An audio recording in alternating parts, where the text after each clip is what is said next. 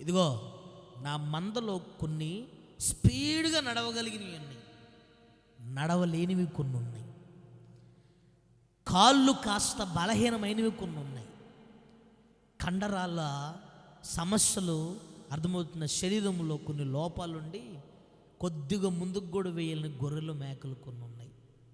నువ్వు ఎంత కంగారు పెట్టినా నేను నువ్వేదో పోవాలంటే నేను నా మందని ఇబ్బంది పెట్టను. నా మంద ఎంతవరకు అయితే నడవగలుగుతుందో ఆ పరిమాణములో నా మందని నేను నడిపించుకుంటాను.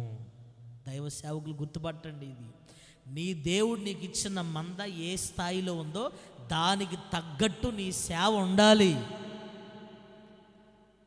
వాళ్ళ స్తోమత ఎంత, వాళ్ళు ఇచ్చే కానుకలు ఎంత, దాన్ని బట్టి ప్రతిదీ ఉండాలండి.